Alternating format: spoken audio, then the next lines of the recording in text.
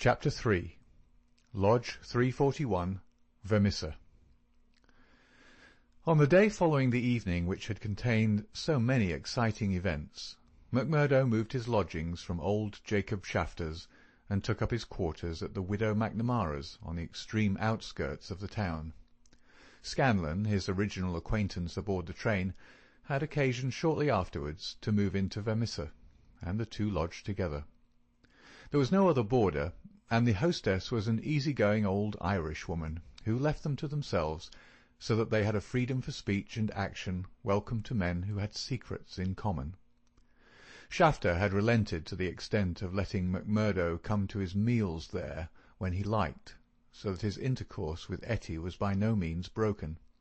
On the contrary, it drew closer and more intimate as the weeks went by. In his bedroom at his new abode, McMurdo felt it safe to take out the coining moulds, and under many a pledge of secrecy a number of brothers from the lodge were allowed to come in and see them, each carrying away in his pocket some examples of the false money, so cunningly struck that there was never the slightest difficulty or danger in passing it. Why, with such a wonderful art at his command, McMurdo should condescend to work at all was a perpetual mystery to his companions, though he made it clear to anyone who asked him that if he lived without any visible means it would very quickly bring the police upon his track. One policeman was indeed after him already, but the incident, as luck would have it, did the adventurer a great deal more good than harm. After the first introduction there were few evenings when he did not find his way to McGinty's saloon, there to make closer acquaintance with the boys, which was the jovial title by which the dangerous gang who infested the place were known to one another. His dashing manner and fearlessness of speech made him a favourite with them all, while the rapid and scientific way in which he polished off his antagonist in an all-in bar-room scrap earned the respect of that rough community. Another incident, however, raised him even higher in their estimation. Just at the crowded hour one night, the door opened, and a man entered with the quiet blue uniform and peaked cap of the mine police. This was a special body, raised by the railways and colliery owners to supplement the efforts of the ordinary civil police, who were perfectly helpless in the face of the organised ruffianism which terrorised the district. There was a hush as he entered, and many a curious glance was cast at him, but the relations between policemen and criminals are peculiar in some parts of the States, and McGinty himself, standing behind his counter, showed no surprise when the policeman enrolled himself among his customers. "A straight whisky for the night is bitter," said the police officer. "I don't think we've met before, councillor." "You'll be the new captain," said McGinty. "That's so. We're looking to you, councillor, and to the other leading citizens, to help us in upholding law and order in this township. Captain Marvin is my name."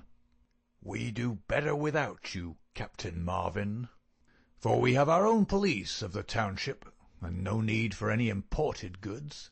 What are you but the paid tool of the capitalists, hired by them to club or shoot your poorer fellow citizen?" "Well, well, we won't argue about that," said the police officer good-humouredly. "I expect we all do our duty same as we see it, but we can't all see it the same." He'd drunk off his glass and had turned to go when his eyes fell upon the face of Jack McMurdo, who was scowling at his elbow. "Hello, hello!" he cried, looking him up and down. "Here's an old acquaintance." McMurdo shrank away from him. "I was never a friend to you, nor any other cursed copper in my life," said he. "An acquaintance isn't always a friend," said the police captain, grinning. "You're Jack McMurdo of Chicago, right enough, and don't you deny it." McMurdo shrugged his shoulders. "I'm not denying it," said he. "Do you think I'm ashamed of my own name?" "You've got good cause to be, anyhow." "What the devil do you mean by that?" he roared with his fist clenched. "No, no, Jack, bluster won't do with me. I was an officer in Chicago before ever I came to this darned coal bunker, and I know a Chicago crook when I see one." McMurdo's face fell. "Don't tell me that you're Marvin of the Chicago Central," he cried. "Just the same old Teddy Marvin at your service. We haven't forgotten the shooting of Jonas Pinto up there." "I never shot him." "Did you not? That's good impartial evidence, ain't it? Well, his death came in uncommon handy for you, or they would have had you for shoving the queer. Well, we can let that be bygones, for between you and me, and perhaps I'm going further than my duty in saying it, they could get no clear case against you, and Chicago's open to you tomorrow." "I'm very well where I am." "Well, I've given you the pointer, and you're a sulky dog not to thank me for it." "Well, I suppose you mean well, and I do thank you," said McMurdo in no very gracious manner. "It's mum with me so long as I see you living on the straight," said the captain. "But by the Lord, if you get off after this, it's another story. So good night to you, and good night, counsellor." He left the bar-room, but not before he'd created a local hero. McMurdo's deeds in far Chicago had been whispered before. He'd put off all questions with a smile, as one who did not wish to have greatness thrust upon him. But now the thing was officially confirmed.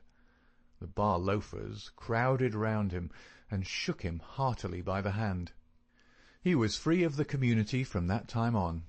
He could drink hard and show little trace of it. But that evening, had his mate Scanlon not been at hand to lead him home, the fated hero would surely have spent his night under the bar. On a Saturday night, McMurdo was introduced to the lodge. He had thought to pass in without ceremony, as being an initiate of Chicago, but there were particular rites in Vermissa of which they were proud, and these had to be undergone by every postulant. The assembly met in a large room reserved for such purposes at the Union House. Some 60 members assembled at Vermissa, but that by no means represented the full strength of the organization, for there were several other lodges in the valley, and others across the mountains on each side, who exchanged members when any serious business was afoot, so that a crime might be done by men who were strangers to the locality. Altogether, there were not less than 500 scattered over the coal district. In the bare assembly room, the men were gathered round a long table. At the side was a second one, laden with bottles and glasses, on which some members of the company were already turning their eyes.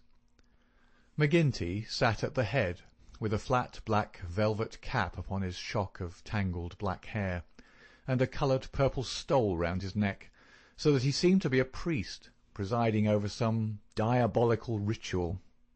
To right and left of him were the higher lodge officials, the cruel, handsome face of Ted Baldwin among them. Each of these wore some scarf or medallion as emblem of his office. They were, for the most part, men of mature age, but the rest of the company consisted of young fellows from 18 to 25, the ready and capable agents who carried out the commands of their seniors.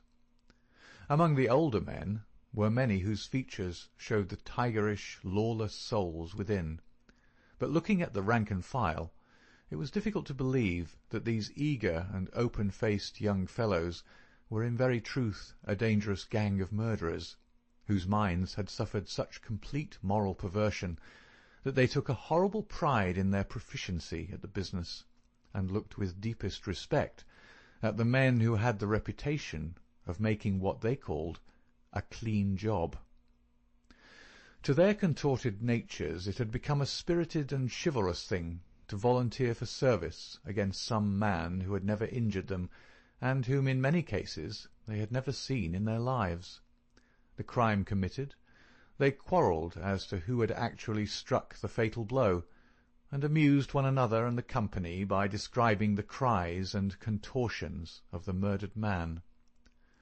At first they had shown some secrecy in their arrangements, but at the time which this narrative describes, their proceedings were extraordinarily open, for the repeated failure of the law had proved to them that on the one hand no one would dare to witness against them, and on the other They had an unlimited number of staunch witnesses upon whom they could call, and a well-filled treasure chest from which they could draw the funds to engage the best legal talent in the state. In 10 long years of outrage there had been no single conviction, and the only danger that ever threatened the Scourers lay in the victim himself, who, however outnumbered and taken by surprise, might and occasionally did leave his mark upon his assailants. MacMurdo had been warned that some ordeal lay before him, but no one would tell him in what it consisted. He was led now into an outer room by 2 solemn brothers. Through the plank partition he could hear the murmur of many voices from the assembly within. Once or twice he caught the sound of his own name, and he knew that they were discussing his candidacy. Then there entered an inner guard with a green and gold sash across his chest. "The Bodymaster orders that he shall be trussed, blinded, and entered," said he. The 3 of them removed his coat, turned up the sleeve of his right arm, and finally passed a rope around above the elbows and made it fast. They next placed a thick black cap right over his head and the upper part of his face, so that he could see nothing. He was then led into the assembly hall. It was pitch dark, and very oppressive under his hood. He heard the rustle and murmur of the people round him, and then the voice of McGinty sounded dull and distant through the covering of his ears. "John MacMurdo," said the voice, "are you already a member of the ancient order of freemen?" He bowed his assent. "Is your lodge number 29, Chicago?" He bowed again. "Dark nights are unpleasant," said the voice. "Yes, for strangers to travel," he answered. "The clouds are heavy." "Yes, a storm is approaching." "Are the brethren satisfied?" asked the Bodymaster. There was a general murmur of assent. "We know, brother, by your sign and by your countersign, that you are indeed one of us," said McGinty. "We would have you know, however, that in this county and in other counties of these parts we have certain rights, and also certain duties of our own which call for good men. Are you ready to be tested?" "I am." "Are you of stout heart?" "I am." "Take a stride forward to prove it." As the words were said, he felt 2 hard points in front of his eyes, pressing upon them, so that it appeared as if he could not move forward without a danger of losing them. None the less, he nerved himself to step resolutely out, and as he did so the pressure melted away. There was a low murmur of applause. "He is of a stout heart," said the voice. "Can you bear pain?"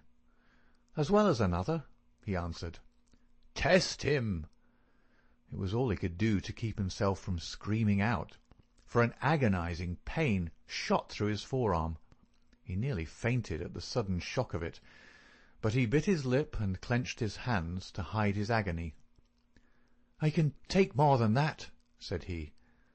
This time there was loud applause. A finer first appearance had never been made in the lodge. Hands clapped him on the back, and the hood was plucked from his head. He stood blinking and smiling amid the congratulations of the brothers. "One last word, Brother MacMurdo," said McGinty. "You have already sworn the oath of secrecy and fidelity, and you are aware that the punishment for any breach of it is instant and inevitable death." "I am," said MacMurdo.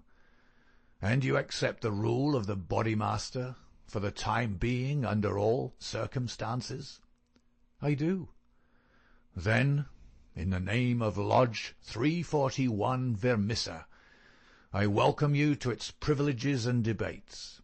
You will put the liquor on the table, Brother Scanlon, and we will drink to our worthy brother."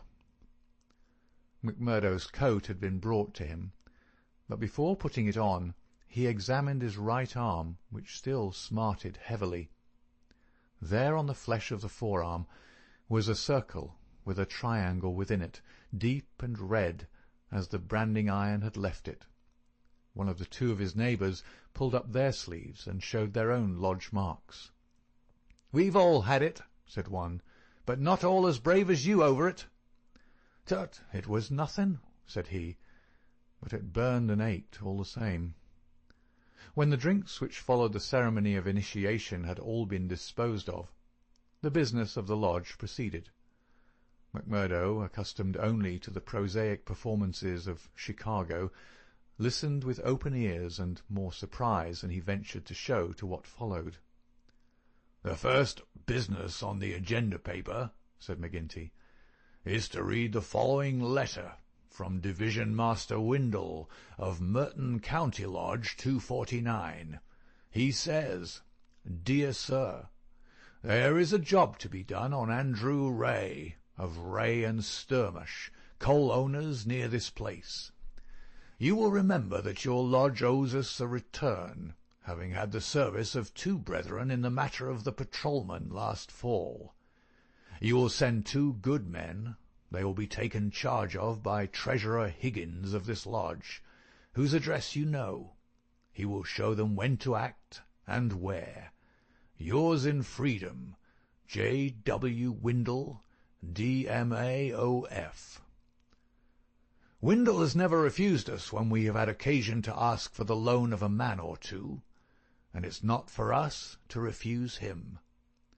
McGinty paused and looked round the room with his dull, malevolent eyes. "Who will volunteer for the job?" Several young fellows held up their hands. The bodymaster looked at them with an approving smile.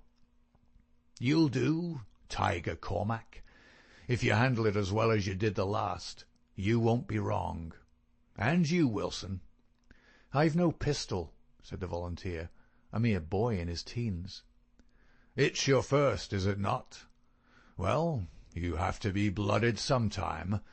It'll be a great start for you. As to the pistol, you'll find it waiting for you, or I'm mistaken. If you report yourselves on Monday, it'll be time enough. You'll get a great welcome when you return." "Any reward this time?" asked Cormac, a thick-set, dark-faced, brutal-looking young man whose ferocity had earned him the nickname of Tiger. "Never mind the reward. You just do it for the honour of the thing. Maybe when it's done there'll be a few odd dollars at the bottom of the box." "What has the man done?" asked the young Wilson. "Sure, it's not for the likes of you to ask what the man has done. He's been judged over there. That's no business of ours. All we have to do is to carry it out for them, same as they would for us. Speaking of that, 2 brothers from the Merton Lodge are coming over to us next week to do some business in this quarter." "Who are they?" asked someone. "Faith, it is wiser not to ask. If you know nothing, you can testify nothing, and no trouble can come of it. But they are men who will make a clean job when they're about it." "And time, too," cried Ted Baldwin. "Folk are getting out of hand in these parts. It was only last week that 3 of our men were turned off by Foreman Blaker. It's been owing him a long time, and he'll get it full and proper." "Get what?" McMurdo whispered to his neighbour. "The business end of a buckshot cartridge," cried the man with a loud laugh. "What think you of our ways, brother?" McMurdo's criminal soul seemed to have already absorbed the spirit of the vile association of which he was now a member. "I like it well," said he. "'Tis a proper place for a lad of metal." Several of those who sat around heard his words and applauded them. "What's that?" cried the black-maned bodymaster from the end of the table. "'Tis our new brother, sir, who finds our ways to his taste." McMurdo rose to his feet for an instant. "I would say, eminent bodymaster, that if a man should be wanted, I should take it as an honour to be chosen to help the lodge." There was great applause at this. It was felt that a new sun was pushing its rim above the horizon. To some of the elders it seemed that the progress was a little too rapid. "I would move," said the Secretary Harraway, a vulture-faced old greybeard who sat near the chairman, "that Brother McMurdo should wait until it is the good pleasure of the lodge to employ him." "Sure, that was what I meant. I'm in your hands," said McMurdo. "Your time will come, brother," said the chairman. "We have marked you down as a willing man, and we believe that you will do good work in these parts. There is a small matter tonight in which you may take a hand, if it so please you." "I'll wait for something that is worth while." "You can come tonight anyhow, and it will help you to know what we stand for in this community. I will make the announcement later. Meanwhile," he glanced at his agenda paper, "I have one or two more points to bring before the meeting. First of all, I will ask the treasurer as to our bank balance. There is the pension to Jim Carnaway's widow. He was struck down during the work of the lodge, and it is for us to see that she is not the loser. Jim was shot last month when they tried to kill Chester Wilcox of Marley Creek," McMurdo's neighbour informed him. "The funds are good at the moment," said the treasurer with the bank book in front of him. "The firms have been generous of late. Max Linder and Co. paid $500 to be left alone. Walker Brothers sent in $100, but I took it on myself to return it and ask for $5. If I do not hear by Wednesday, their winding gear may get out of order. We had to burn their breaker last year before they became reasonable. Then the West Section Coaling Company has paid its annual contribution. We have enough on hand to meet any obligations." "What about Archie Swindon?" asked a brother. "He has sold out and left the district.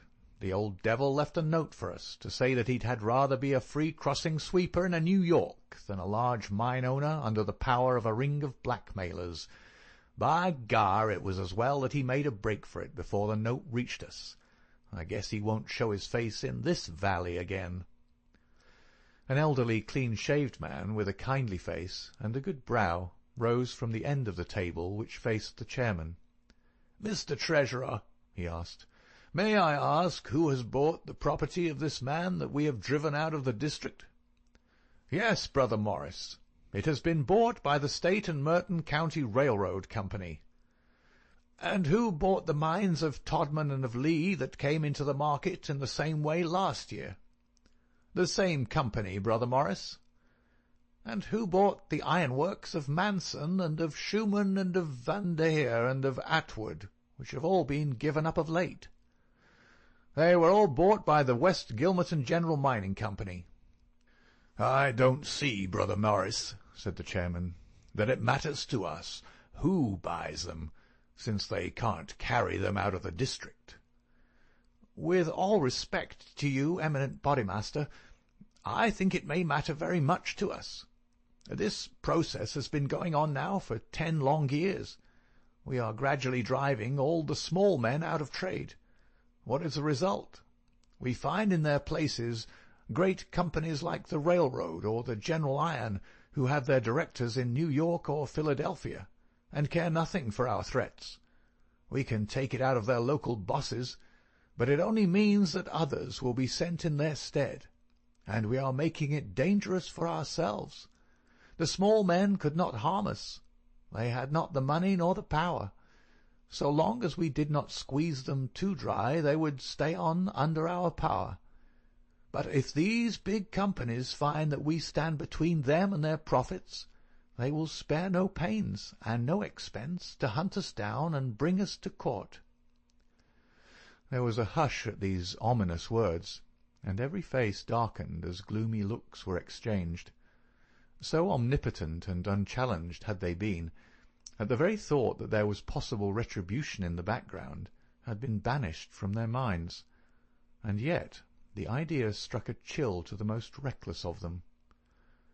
"It is my advice," the speaker continued, "that we go easier upon the small men. On the day that they have all been driven out, the power of this society will have been broken." Unwelcome truths are not popular. There were angry cries as the speaker resumed his seat. McGinty rose with gloom upon his brow. "Brother Morris," said he, "you were always a croaker, So long as the members of this lodge stand together, there is no power in the United States that can touch them. Sure, have we not tried it often enough in the law courts? I expect the big companies will find it easier to pay than to fight, same as the little companies do. And now, brethren," McGinty took off his black velvet cap and his stole as he spoke, "this lodge has finished its business for the evening, save for one small matter which may be mentioned when we are parting. The time has now come for fraternal refreshment and for harmony." Strange indeed is human nature. Here were these men, to whom murder was familiar, who again and again had struck down the father of the family, some man against whom they had no personal feeling, without one thought of compunction or of compassion for his weeping wife or helpless children, and yet the tender or pathetic in music could move them to tears.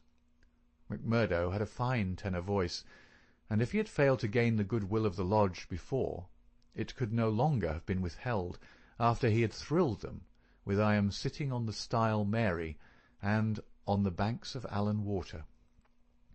In his very first night, the new recruit had made himself one of the most popular of the brethren, marked already for advancement and high office.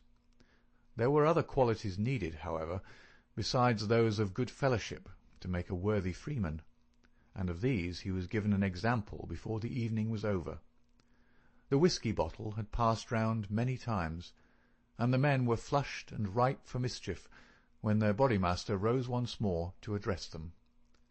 "Boys," said he, "there's one man in this town that wants trimming up, and it's for you to see that he gets it. I'm speaking of James Stanger of the Herald.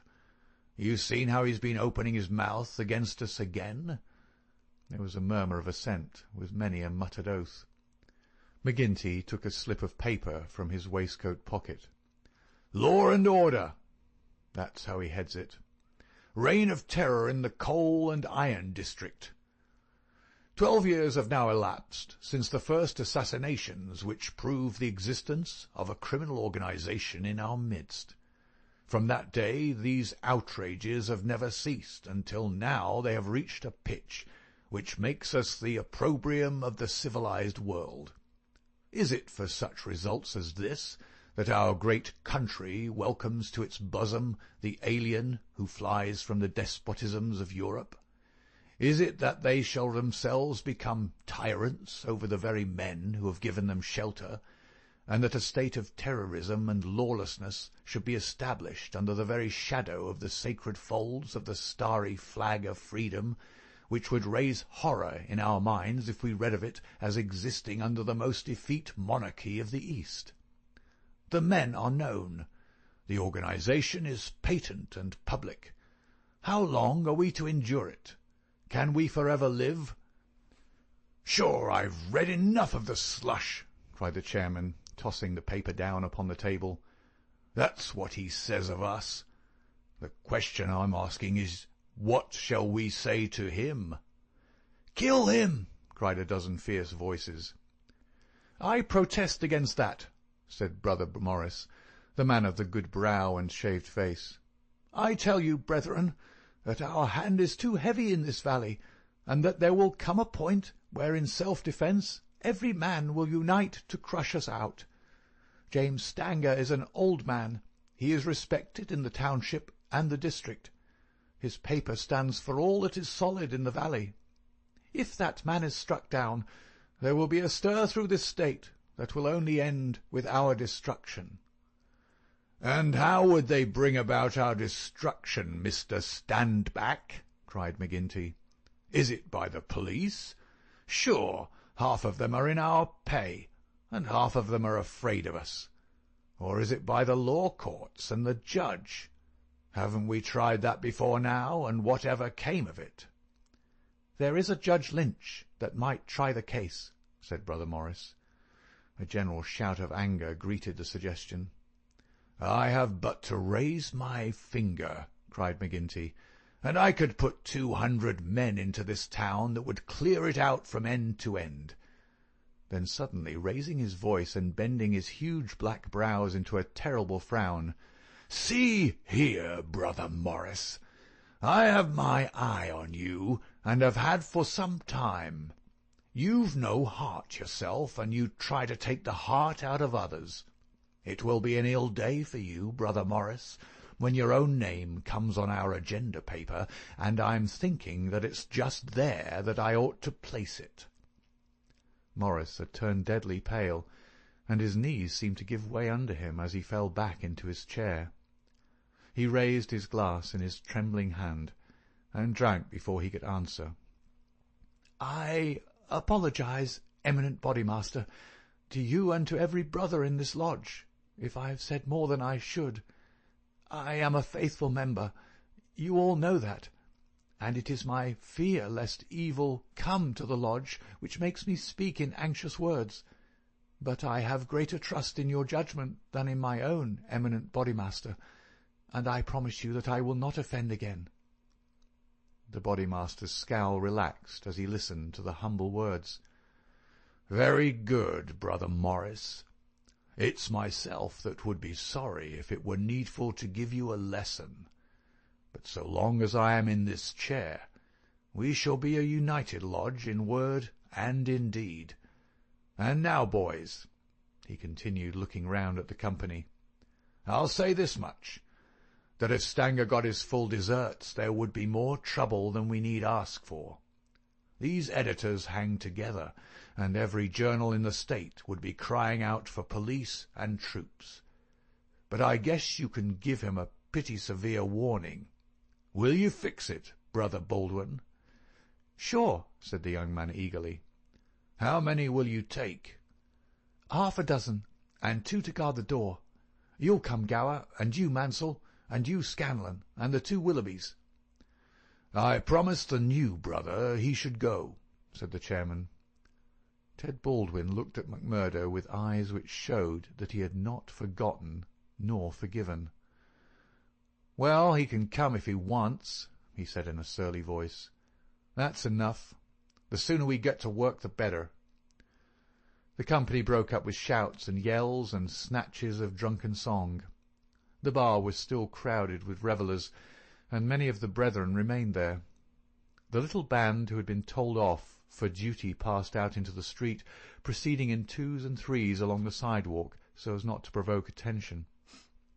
It was a bitterly cold night, with a half-moon shining brilliantly in a frosty, star-spangled sky. The men stopped and gathered in a yard which faced a high building. The words "Vermissa Herald" were printed in gold lettering between the brightly lit windows. From within came the clanking of the printing press. "Here you," said Baldwin to McMurdo. "You can stand below at the door and see that the road is kept open for us. Arthur Willoughby can stay with you. You others come with me. Have no fears, boys, for we have a dozen witnesses that we are in the Union Bar at this very moment." It was nearly midnight, and the street was deserted, save for 1 or 2 revellers upon their way home. The party crossed the road, and, pushing open the door of the newspaper office, Baldwin and his men rushed in and up the stair which faced them. McMurdo and another remained below. From the room above came a shout, a cry for help, and then the sound of trampling feet and of falling chairs. An instant later, a grey-haired man rushed out on the landing. He was seized before he could get farther, and his spectacles came tinkling down to McMurdo's feet. There was a thud and a groan. He was on his face, and half a dozen sticks were clattering together as they fell upon him. He writhed, and his long, thin limbs quivered under the blows. The others ceased at last, but Baldwin, his cruel face set in an infernal smile, was hacking at the man's head, which he vainly endeavoured to defend with his arms. His white hair was dabbled with patches of blood. Baldwin was still stooping over his victim, putting in a short, vicious blow whenever he could see a part exposed, when McMurdo dashed up the stair and pushed him back. "You'll kill the man," said he. "Drop it." Baldwin looked at him in amazement. "Curse you!" he cried. "Who are you to interfere? You that are new to the lodge, stand back." He raised his stick, but McMurdo had whipped his pistol out of his pocket. "Stand back yourself," he cried. "I'll blow your face in if you lay a hand on me. As to the lodge, wasn't it the order of the bodymaster that the man was not to be killed? And what are you doing but killing him?" "It's truth he says," remarked one of the men. "By gar, you'd best hurry yourselves," cried the man below. "The windows are all lighting up, and you'll have the whole town here inside of 5 minutes." There was indeed the sound of shouting in the street, and a little group of compositors and pressmen was forming in the hall below, and nerving itself to action. Leaving the limp and motionless body of the editor at the head of the stair, the criminals rushed down and made their way swiftly along the street. Having reached the Union House, some of them, mixed with the crowd in McGinty's saloon, whispering across the bar to the boss that the job had been well carried through. Others, and among them McMurdo, broke away into side streets, and so by devious paths to their own homes. End of Chapter 3.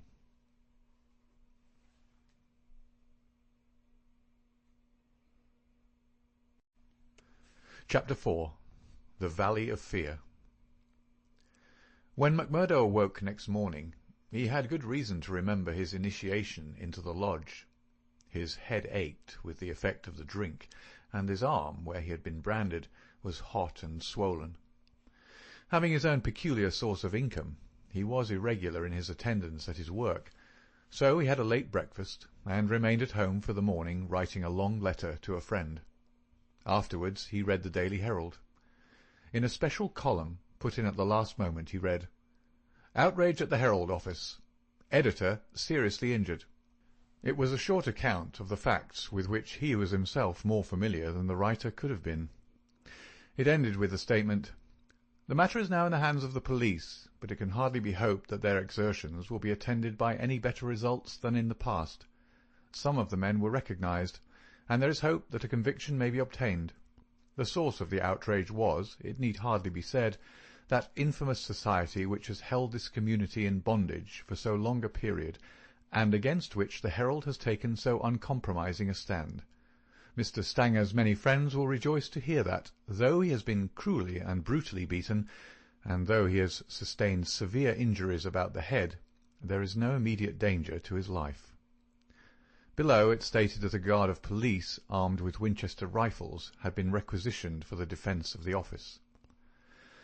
McMurdo had laid down the paper and was lighting his pipe with a hand which was shaky from the excesses of the previous evening, when there was a knock outside, and his landlady brought to him a note which had just been handed in by a lad. It was unsigned, and ran thus: "I should wish to speak to you, but would rather not do so in your house.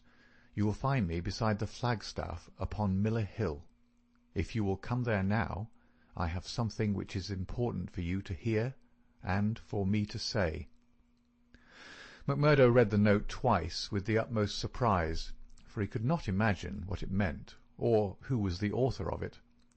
Had it been in a feminine hand, he might have imagined that it was the beginning of one of those adventures which had been familiar enough in his past life, but it was the writing of a man, and of a well-educated one too.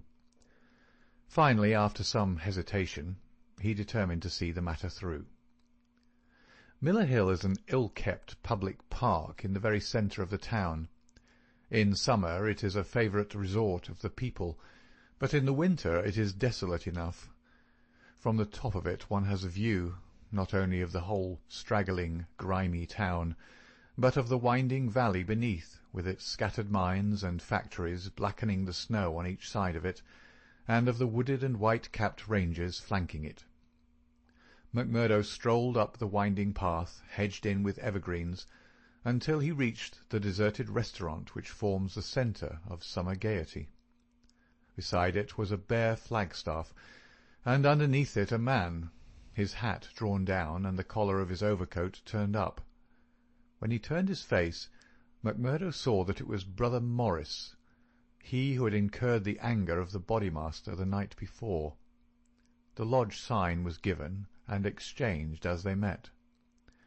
"I want to have a word with you, Mr. McMurdo," said the older man, speaking with a hesitation which showed that he was on delicate ground. "It was kind enough of you to come." "Why did you not put your name to the note?" "One has to be cautious, mister. One never knows in times like these how a thing may come back to one. One never knows either who to trust or who not to trust." "Surely one may trust brothers of the lodge?" "No, no, not always," cried Morris with vehemence. "Whatever we say, even what we think, seems to get back to that man McGinty." "Look here," said McMurdo sternly. "It was only last night, as you know well, that I swore good faith to our bodymaster. Would you be asking me to break my oath?" "If that is the view you take," said Morris sadly, "I can only say that I am sorry I gave you the trouble to come and meet me. Things have come to a bad pass when two free citizens cannot speak their thoughts to each other." McMurdo, who had been watching his companion very narrowly, relaxed somewhat in his bearing. "Sure, I spoke for myself only," said he. "I'm a newcomer, as you know, and I'm strange to it all. It is not for me to open my mouth, Mr. Morris, and if you think well to say anything to me, I am here to hear it." "And to take it back to Boss McGinty?" said Morris bitterly. "Indeed, then, you do me injustice there," cried McMurdo. "For myself, I am loyal to the lodge, and so I tell you straight, but I would be a poor creature if I were to repeat to any other what you might say to me in confidence. It'll go no further than me, though I warn you that you may get neither help nor sympathy." "I have given up looking for either the one or the other," said Morris. "I may be putting my very life in your hands by what I say, but bad as you are, and it seemed to me last night that you were shaping to be as bad as the worst, still you are new to it, and your conscience cannot yet be as hardened as theirs. That was why I thought to speak with you." "Well, what have you to say?" "If you give me away, may a curse be on you." "Sure, I said I would not." "I would ask you then, when you joined the Freemen's Society in Chicago and swore vows of charity and fidelity, did ever it cross your mind that you might find it would lead you to crime?" "If you call it crime," McMurdo answered. "Call it crime?" cried Morris, his voice vibrating with passion. "You have seen little of it, if you can call it anything else. Was it crime last night, when a man old enough to be your father was beaten till the blood dripped from his white hairs? Was that crime, or what else would you call it?" "There are some would say it was war," said McMurdo. "A war of two classes, with all in, so that each struck as best it could." "Well, did you think of such a thing when you joined the Freemen's Society at Chicago?" "No, I'm bound to say I did not." "Nor did I, when I joined it at Philadelphia.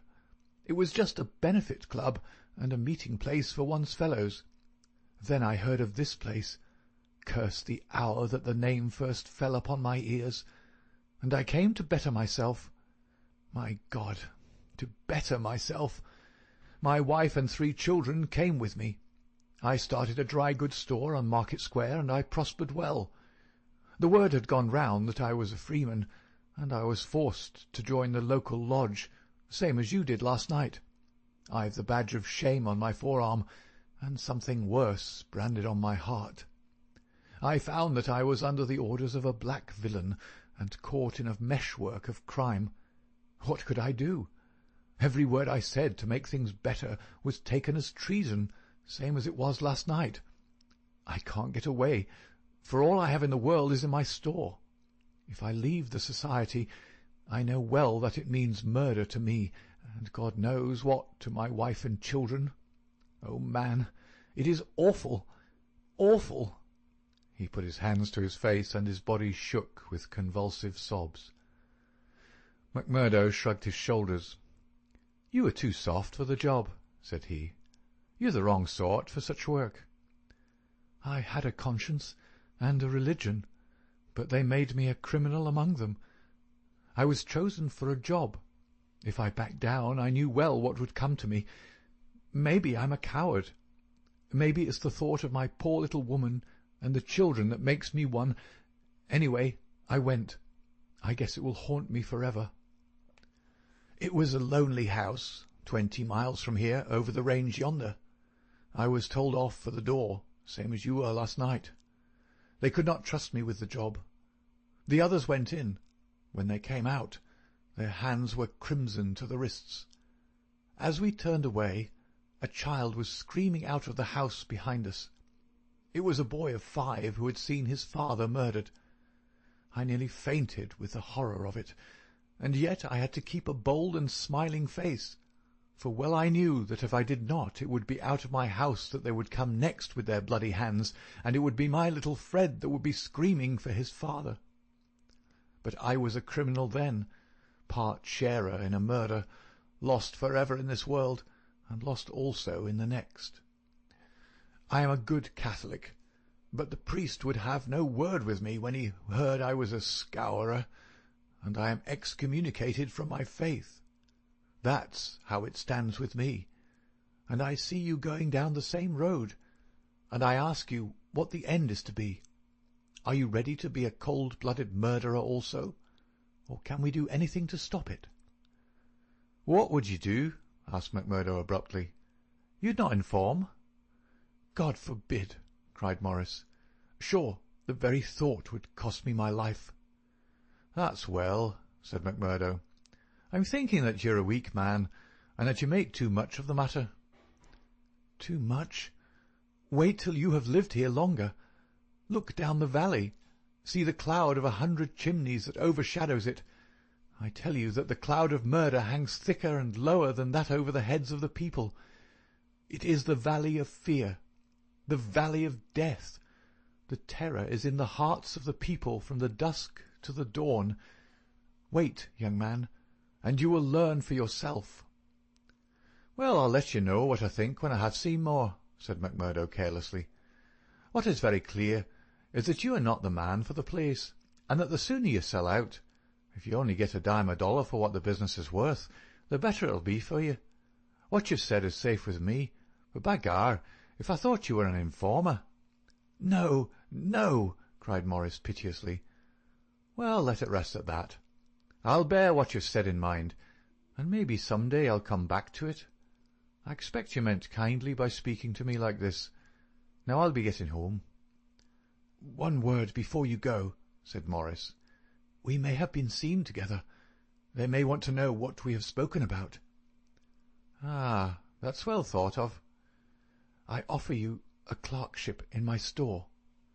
"And I refuse it. That's our business. Well, so long, Brother Morris, and may you find things go better with you in the future." That same afternoon, as McMurdo sat smoking, lost in thought beside the stove of his sitting-room, the door swung open and its framework was filled with the huge figure of Boss McGinty. He passed the sign, and then, seating himself opposite to the young man, he looked at him steadily for some time, a look which was as steadily returned. "I'm not much of a visitor, Brother McMurdo," he said at last.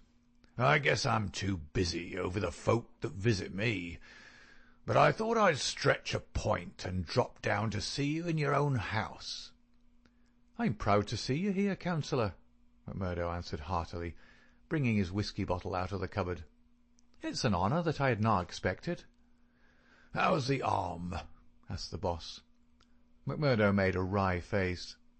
"Well, I'm not forgetting it," he said, "but it's worth it." "Yes, it's worth it," the other answered, "to those that are loyal and go through with it and are a help to the lodge. What were you speaking to Brother Morris about on the Miller Hill this morning?" The question came so suddenly that it was well that he had his answer prepared. He burst into a hearty laugh. "Morris didn't know I could earn a living here at home. He shan't know either, for he's got too much conscience for the likes of me. But he's a good-hearted old chap. It was his idea that I was at a loose end, and that he would do me a good turn by offering me a clerkship in a dry goods store." "Oh, that was it?" "Yes, that was it." "And you refused it?"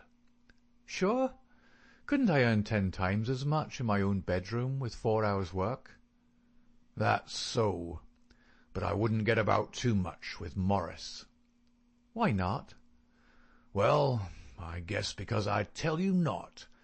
That's enough for most folk in these parts." "It may be enough for most folk, but it ain't enough for me, Councillor," said McMurdo boldly. "If you're a judge of men, you'll know that."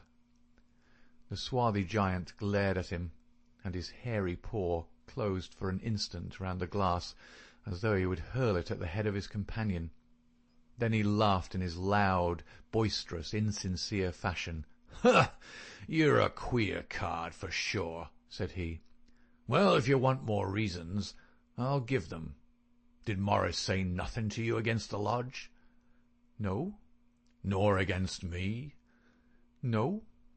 "Well, that's because he don't trust you. But in his heart he's not a loyal brother. We know that well. So we watch him, and we wait for the time to admonish him. I'm thinking that the time is drawing near. There's no room for scabby sheep in our pen. But if you keep company with a disloyal man, we might think that you were disloyal too, see?" "There's no chance of my keeping company with him, for I dislike the man," McMurdo answered. "As to being disloyal, if it was any man but you would not use the word to me twice." "Well, that's enough," said McGinty, draining off his glass. "I came down to give you a word in season, and you've had it." "I'd like to know," said McMurdo, "how you ever came to learn that I had spoken with Morris at all." McGinty laughed. "It's my business to know what goes on in this township," said he. "I guess you'd best reckon on my hearing all that passes. Well, time's up, and I'll just say—" But his leave-taking was cut short in a very unexpected fashion.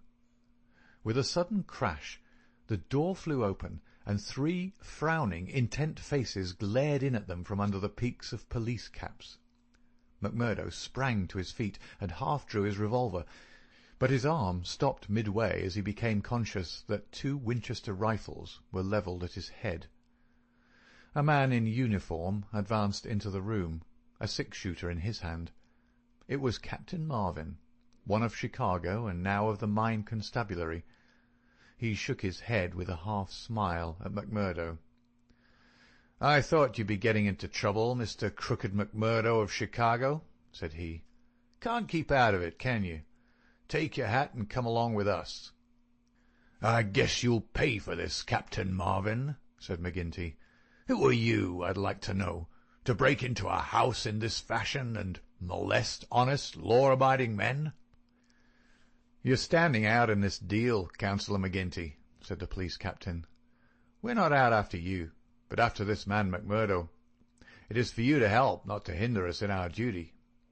"He is a friend of mine, and I'll answer for his conduct," said the boss.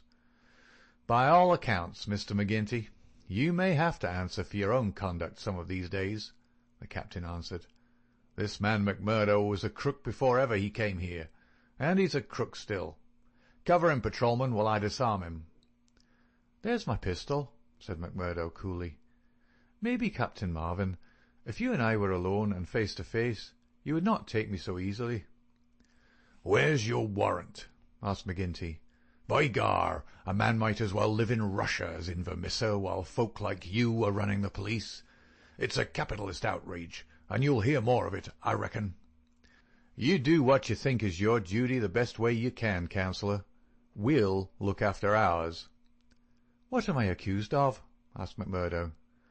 "Of being concerned in the beating of old Editor Stanger at the Herald office. It wasn't your fault that it isn't a murder charge." "Well, if that's all you have against him," cried McGinty with a laugh, "you can save yourself a deal of trouble by dropping it right now. This man was with me in my saloon playing poker up to midnight, and I can bring a dozen to prove it." "That's your affair, and I guess you can settle it in court tomorrow. Meanwhile, come on, McMurdo, and come quietly if you don't want a gun across your head. You stand wide, Mr. McGinty, for I'll warn you, I'll stand no resistance when I'm on duty." So determined was the appearance of the captain that both McMurdo and his boss were forced to accept the situation. The latter managed to have a few whispered words with the prisoner before they parted. "What about—" He jerked his thumb upward to signify the coining plant. "All right," whispered McMurdo, who had devised a safe hiding-place under the floor. "I'll bid you good-bye," said the boss, shaking hands.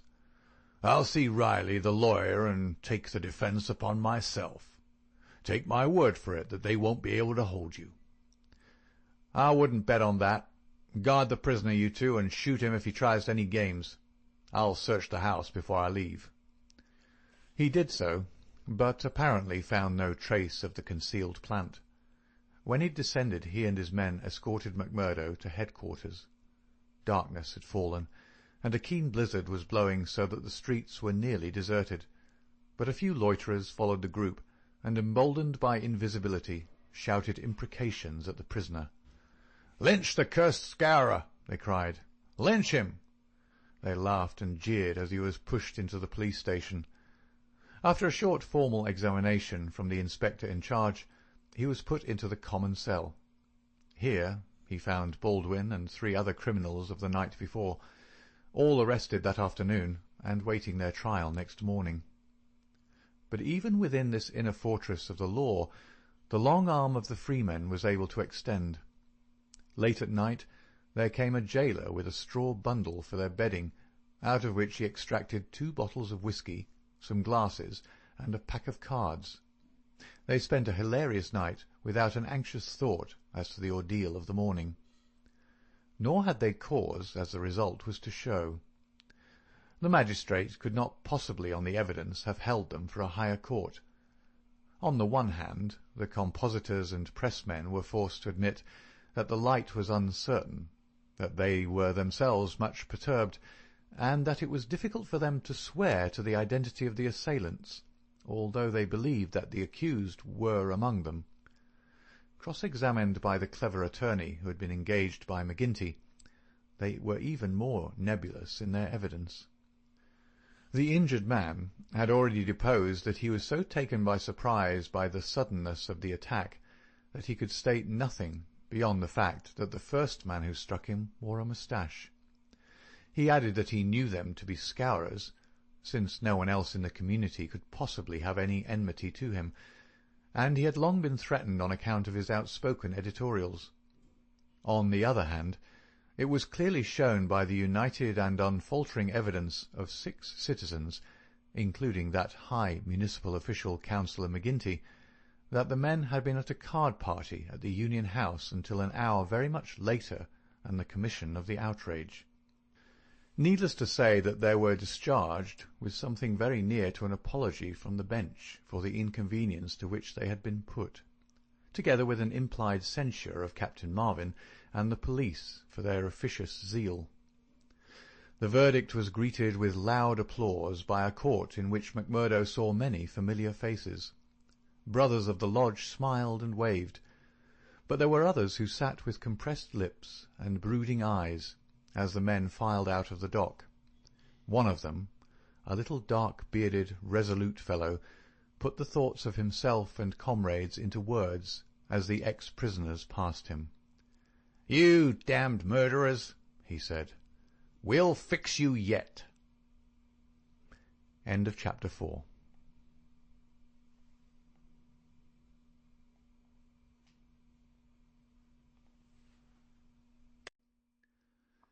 Chapter 5. The Darkest Hour. If anything had been needed to give an impetus to Jack McMurdo's popularity among his fellows, it would have been his arrest and acquittal. That a man on the very night of joining the lodge should have done something which brought him before the magistrate was a new record in the annals of the society. Already he had earned the reputation of a good boon companion, a cheery reveller, and withal a man of high temper, who would not take an insult even from the all-powerful boss himself. But in addition to this, he impressed his comrades with the idea that among them all there was not one whose brain was so ready to devise a bloodthirsty scheme, or whose hand would be more capable of carrying it out. "He'll be the boy for the clean job," said the oldsters to one another, and waited their time until they could set him to his work. McGinty had instruments enough already, but he recognized that this was a supremely able one. He felt like a man holding a fierce bloodhound in leash. There were curs to do the smaller work, but some day he would slip this creature upon its prey.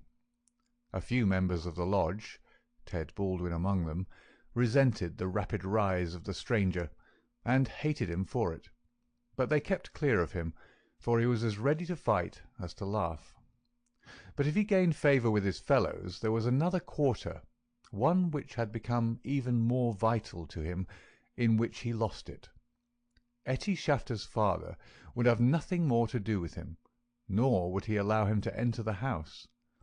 Etty herself was too deeply in love to give him up altogether, and yet her own good sense warned her of what would come from a marriage with a man who was regarded as a criminal. One morning, after a sleepless night, she determined to see him, possibly for the last time, and made one strong endeavour to draw him from those evil influences which were sucking him down. She went to his house, as he had often begged her to do, and made her way into the room which he used as his sitting-room. He was seated at a table, with his back turned and a letter in front of him. A sudden spirit of girlish mischief came over her. She was still only 19. He had not heard her when she pushed open the door. Now she tiptoed forward and laid her hand lightly upon his bended shoulders. If she had expected to startle him, she certainly succeeded, but only in turn to be startled herself. With a tiger spring he turned on her, and his right hand was feeling for her throat. At the same instant, with the other hand, he crumpled up the paper that lay before him. For an instant he stood glaring. Then astonishment and joy took the place of the ferocity which had convulsed his features, a ferocity which had sent her shrinking back in horror as from something which had never before intruded into her gentle life. "It's you," said he, mopping his brow. "And to think that you should come to me, heart of my heart, and I should find nothing better to do than want to strangle you. Come then, darling," and he held out his arms.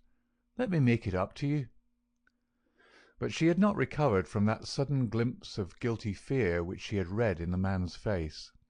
All her woman's instinct told her that it was not the mere fright of a man who is startled. Guilt. That was it. Guilt and fear. "What's come over you, Jack?" she cried. "Why are you so scared of me? Oh, Jack, if your conscience was at ease, you would not have looked at me like that." "Sure, I was thinking of other things, when you came tripping so lightly on those fairy feet of yours." "No, no, it was more than that, Jack." Then a sudden suspicion seized her. "Let me see that letter you were writing." "Ah, Etty, I couldn't do that." Her suspicions became certainties. "It's to another woman," she cried. "I know it. Why else should you hold it from me? Was it to your wife that you were writing? How am I to know that you are not a married man, you a stranger that nobody knows?" "I am not married, Etty. See now, I swear it. You're the only one woman on earth to me. By the cross of Christ, I swear it." He was so white with passionate earnestness that she could not but believe him. "Well then," she cried. "Well then," she cried, "why will you not show me the letter?" "I'll tell you, acushla," said he. "I'm under oath not to show it, and just as I wouldn't break my word to you, so I would keep it to those who hold my promise. It's the business of the lodge, and even to you it's a secret, and if I was scared when a hand fell on me, can't you understand it when it might have been the hand of a detective?" She felt that he was telling the truth. He gathered her into his arms and kissed away her fears and doubts. "Sit by me, then. It's a queer throne for such a queen, but it's the best your poor lover can find. He'll do better for you some of these days, I'm thinking. Now your mind is easy once again, is it not?" "How can it ever be at ease, Jack, when I know that you are a criminal among criminals, when I never know the day that I may hear you're in court for murder? Macmurdo the Scourer, That's what one of the boarders called you yesterday. It went through my heart like a knife." "Sure, hard words break no bones." "But they were true." "Well, dear, it's not so bad as you think. We are but poor men that are trying in our own way to get our rights." Etty threw her arms around her lover's neck. "Give it up, Jack. For my sake, for God's sake, give it up. It was to ask you that I came here today. Oh, Jack, see, I beg it of you on my bended knees, kneeling here before you. I implore you to give it up." He raised her and soothed her with her head against his breast. "Sure, my darling, you don't know what it is you're asking. How could I give it up when it would be to break my oath and to desert my comrades? If you could see how things stand with me, you could never ask it of me. Besides, if I wanted to, how could I do it? You don't suppose that the lodge would let a man go free with all its secrets?" "I've thought of that, Jack. I've planned it all. Father has saved some money. He is weary of this place, where the fear of these people darkens our lives. He is ready to go. We would fly together to Philadelphia or New York, where we would be safe from them." McMurdo laughed. "The lodge has a long arm. Do you think it could not stretch from here to Philadelphia or New York?" "Well, then, to the West, or to England, or to Germany, where my father came from. Anywhere to get away from the Valley of Fear." McMurdo thought of old Brother Morris. "Sure, it is the second time I've heard the valley so named," said he. "The shadow does indeed seem to lie heavy on some of you." "It darkens every moment of our lives. Do you suppose that Ted Baldwin has ever forgiven us? If it were not that he fears you, what do you suppose our chances would be? If you saw the look in those dark, hungry eyes of his when they fall on me." "By gar, I'd teach him better manners if I caught him at it. But see here, little girl, I can't leave here, I can't. Take that from me once and for all. But if you'll leave me to find my own way, I will try to prepare a way of getting honourably out of it."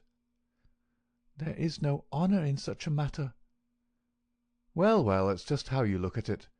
But if you'll give me 6 months, I'll work it so that I can leave without being ashamed to look others in the face."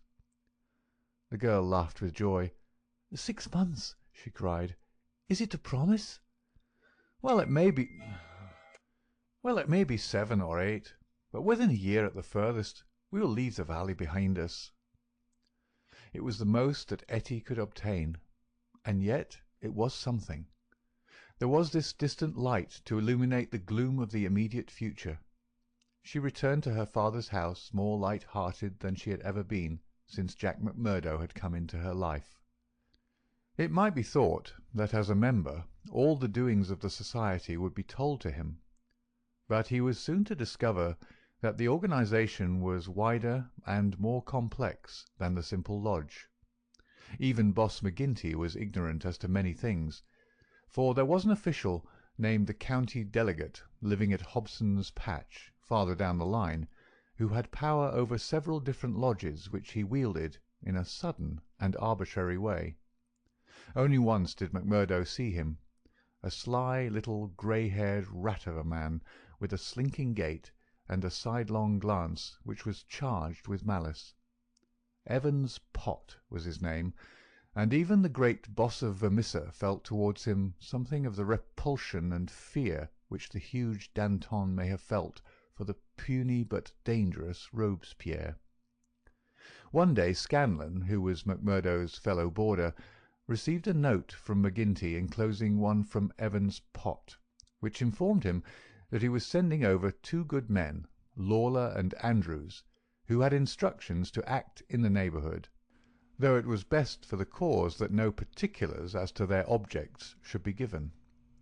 Would the bodymaster see to it that suitable arrangements be made for their lodgings and comfort until the time for action should arrive?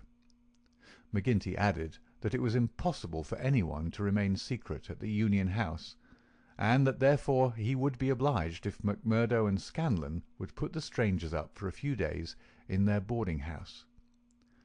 The same evening the 2 men arrived, each carrying his gripsack.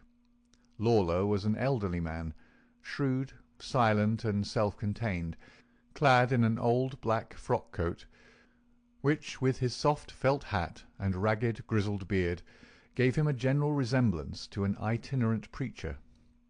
His companion Andrews was little more than a boy, frank-faced and cheerful, with the breezy manner of one who is out for a holiday and means to enjoy every minute of it. Both men were total abstainers, and behaved in all ways as exemplary members of the society, with the one simple exception that they were assassins who had often proved themselves to be most capable instruments for this association of murder. Lawler had already carried out 14 commissions of the kind, and Andrews 3. They were, as MacMurdo found, quite ready to converse about their deeds in the past, which they recounted with half-bashful pride of men who had done good and unselfish service for the community. They were reticent, however, as to the immediate job in hand. "They chose us because neither I nor the boy here drink," Lawler explained. "They can count on us saying no more than we should. You must not take it amiss, but it is the orders of the county delegate that we obey." "Sure, we are all in it together," said Scanlon, MacMurdo's mate, as the four sat together at supper. "That's true enough, and we'll talk till the cows come home of the killing of Charlie Williams or of Simon Bird or any other job in the past, but till the work is done we say nothing." "There are half-dozen about here that I have a word to say to," said MacMurdo with an oath. "I suppose it isn't Jack Knox of Ironhill that you're after? I'd go some way to see him get his deserts." "No, it's not him yet." "Or Herman Strauss?" "No, nor him either." "Well, if you won't tell us, we can't make you, but I'd be glad to know." Lawler smiled and shook his head. He was not to be drawn. In spite of the reticence of their guests, Scanlon and MacMurdo were quite determined to be present at what they called the fun. When, therefore, at an early hour one morning, MacMurdo heard them creeping down the stairs, he awakened Scanlon, and the two hurried on their clothes. When they were dressed, they found that the others had stolen out, leaving the door open behind them. It was not yet dawn, and by the light of the lamps they could see the two men some distance down the street. They followed them warily, treading noiselessly in the deep snow. The boarding-house was near the edge of the town, and soon they were at the crossroads which is beyond its boundary.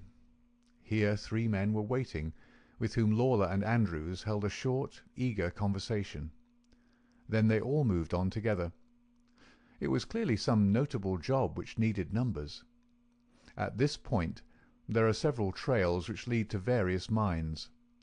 The strangers took that which led to the Crow Hill, a huge business which was in strong hands, which had been able, thanks to their energetic and fearless New England manager, Josiah H. Dunn, to keep some order and discipline during the long reign of terror.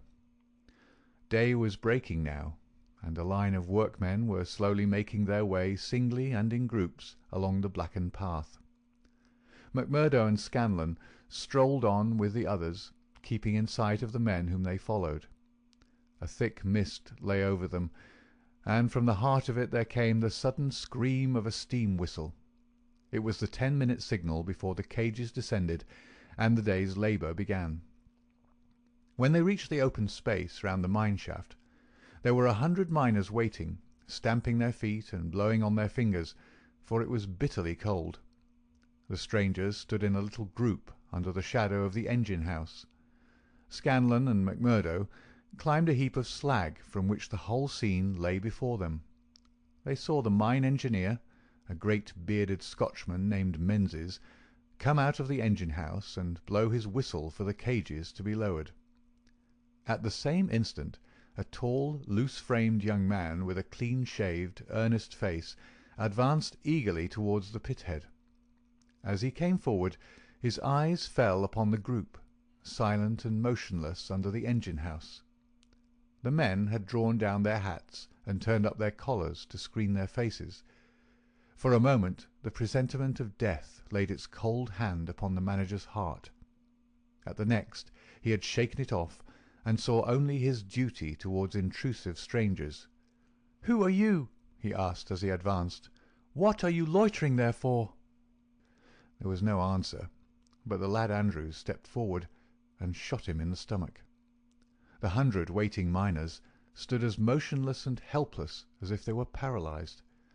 The manager clapped his 2 hands to the wound and doubled himself up. Then he staggered away, but another of the assassins fired, and he went down sideways, kicking and clawing among a heap of clinkers. Menzies, the Scotchman, gave a roar of rage at the sight, and rushed with an iron spanner at the murderers, but was met by 2 balls in the face which dropped him dead at their very feet. There was a surge forward of some of the miners, and an inarticulate cry of pity and of anger, but a couple of the strangers emptied their 6-shooters over the heads of the crowd, and they broke and scattered, some of them rushing wildly back to their homes in Vermissa. When a few of the bravest had rallied, and there was a return to the mine, the murderous gang had vanished in the mists of the morning, without a single witness being able to swear to the identity of these men, who in front of 100 spectators had wrought this double crime. Scanlon and McMurdo made their way back, Scanlon somewhat subdued, for it was the first murder job that he had seen with his own eyes, and it appeared less funny than he had been led to believe. The horrible screams of the dead manager's wife pursued them as they hurried to the town. McMurdo was absorbed and silent, but he showed no sympathy for the weakening of his companion. "Sure it is like a war," he repeated. "What is it but a war between us and them, and we hit back where we best can." There was high revel in the lodge room at the Union House that night, not only over the killing of the manager and engineer of the Crow Hill mine, which would bring this organisation into line with the other blackmailed and terror-stricken companies of the district, but also over a distant triumph which had been wrought by the hands of the lodge itself. It would appear that when the county delegate had sent over 5 good men to strike a blow in Vermissa, he had demanded that in return 3 Vermissa men should be secretly selected and sent across to kill William Hales of Stake Royal, one of the best known and most popular mine owners in the Gilmerton district, a man who was believed not to have an enemy in the world, for he was in all ways a model employer. He had insisted, however, upon efficiency in the work, and had therefore paid off certain drunken and idle employees who were members of the all-powerful society. Coffin notices hung outside his door had not weakened his resolution, and so in a free civilized country he found himself condemned to death. The execution had now been duly carried out. Ted Baldwin, who sprawled now in the seat of honour beside the bodymaster, had been chief of the party. His flushed face and glazed, bloodshot eyes told of the sleeplessness and drink. He and his 2 comrades had spent the night before among the mountains. They were unkempt and weather-stained. But no heroes, returning from a forlorn hope, could have had a warmer welcome from their comrades. The story was told and retold amid cries of delight and shouts of laughter. They had waited for their man as he drove home at nightfall, taking their station at the top of a steep hill, where his horse must be at a walk. He was so furred to keep out the cold that he could not lay his hand on his pistol. They had pulled him out and shot him again and again. He had screamed for mercy. The screams were repeated for the amusement of the lodge. "Let's hear again how he squealed," they cried. None of them knew the man, but there is eternal drama in a killing, and they had shown the scourers of Gilmerton that the Vermissa men were to be relied upon. There had been one contretemps, for a man and his wife had driven up while they were still emptying their revolvers into the silent body. It had been suggested that they should shoot them both, but they were harmless folk who were not connected with the mines, so they were sternly bidden to drive on and keep silent, lest a worse thing befall them. And so the blood-mottled figure had been left as a warning to all such hard-hearted employers, and the 3 noble avengers had hurried off into the mountains, where unbroken nature comes down to the very edge of the furnaces and the slag heaps. Here they were safe and sound, their work well done, and the plaudits of their companions in their ears. It had been a great day for the Scourers. The shadow had fallen even darker over the valley. But as the wise general chooses the moment of victory in which to redouble his efforts, so that his foes may have no time to steady themselves after disaster, so Boss McGinty, looking out upon the scene of his operations with his brooding and malicious eyes, had devised a new attack upon those who opposed him. That very night, as the half-drunken company broke up, he touched McMurdo on the arm, and led him aside into that inner room where they had their first interview. "See here, my lad," said he, "I've got a job that's worthy of you at last. You'll have the doing of it in your own hands." "Proud I am to hear it," McMurdo answered. "You can take 2 men with you, Manders and Riley. They have been warned for service. We'll never be right in this district until Chester Wilcox has been settled, and you'll have the thanks of every lodge in the coalfields if you can down him." "I'll do my best, anyhow. Who is he, and where shall I find him?" McGinty took his eternal, half-chewed, half-smoked cigar from the corner of his mouth, and proceeded to draw a rough diagram on a page torn from his notebook. "He's the chief foreman of the Iron Dyke Company. He's a hard citizen, an old colour sergeant of the war, all scars and gristle. We've had 2 tries at him, but had no luck, and Jim Carnaway lost his life over it. Now it's for you to take it over. That's the house, all alone at the Iron Dyke crossroad, same as you see here on the map, without another within earshot. It's no good by day. He's armed and shoots quick and straight, with no questions asked. But at night, well, here he is with his wife, 3 children, and a hired help. You can't pick or choose, it's all or none. If you could get a bag of blasting powder at the front door with a slow match to it." "What's the man done?" "Didn't I tell you he shot Jim Carnaway?" "Why did he shoot him?" "What in thunder has that to do with you? Carnaway was about his house at night, and he shot him. That's enough for me and you. You've got to settle the thing right." "There's these 2 women and the children. Do they go up too?" "They have to. Else how can we get him?" "It seems hard on them, for they've done nothing." "What sort of fool's talk is this? Do you back out?" "Easy, councillor, easy. What have I ever said or done that you should think I would be after standing back from an order of the bodymaster of my own lodge? If it's right or if it's wrong, it's for you to decide." "You'll do it, then?" "Of course I'll do it." "When?" "Well, you had best give me a night or 2 that I may see the house and make my plans. Then—" "Very good," said McGinty, shaking him by the hand. "I leave it with you. It'll be a great day when you bring us the news. It's just the last stroke that'll bring them all to their knees." McMurdo thought long and deeply over the commission which had been so suddenly placed in his hands. The isolated house in which Chester Wilcox lived was about 5 miles off in an adjacent valley. That very night he started off all alone to prepare for the attempt. It was daylight before he returned from his reconnaissance. Next day he interviewed his 2 subordinates, Manders and Riley, reckless youngsters who were as elated as if it were a deer hunt. 2 nights later they met outside the town, all 3 armed, and one of them carrying a sack stuffed with the powder which was used in the quarries. It was 2 in the morning before they came to the lonely house. The night was a windy one, with broken clouds drifting swiftly across the face of a 3/4 moon. They had been warned to be on their guard against bloodhounds, so they moved forward cautiously with their pistols cocked in their hands. But there was no sound save the howling of the wind, and no movement but the swaying branches above them. McMurdo listened at the door of the lonely house, but all was still within.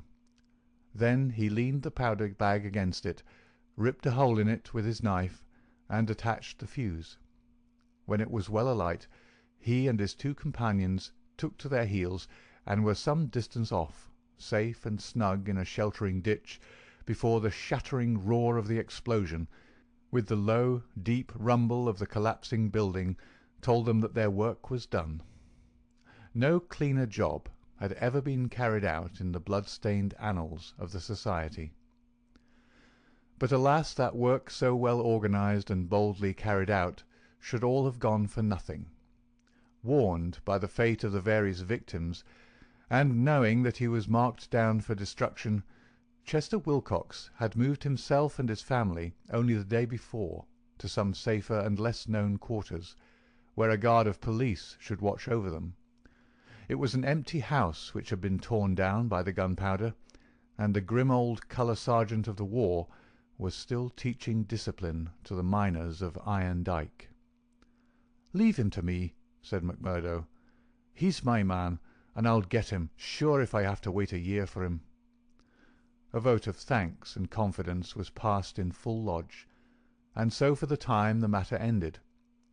When a few weeks later it was reported in the papers that Wilcox had been shot at from an ambuscade, it was an open secret that McMurdo was still at work upon his unfinished job.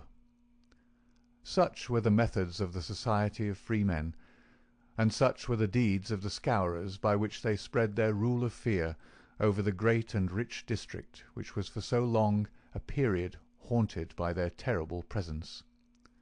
Why should these pages be stained by further crimes? Have I not said enough to show the men and their methods? These deeds are written in history, and their records wherein one may read the details of them. There one may learn of the shooting of policemen Hunt and Evans because they had ventured to arrest 2 members of the Society, a double outrage planned at the Vermissa Lodge and carried out in cold blood upon 2 helpless and disarmed men.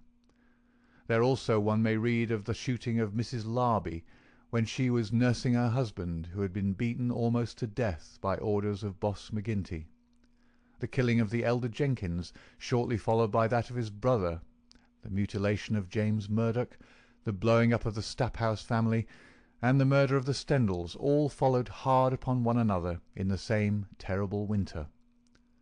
Darkly the shadow lay upon the valley of fear. The spring had come with running brooks and blossoming trees. There was hope for all nature bound so long in an iron grip. But nowhere was there any hope for the men and women who lived under the yoke of the terror. Never had the cloud above them been so dark and hopeless as in the early summer of the year 1875. End of chapter 5.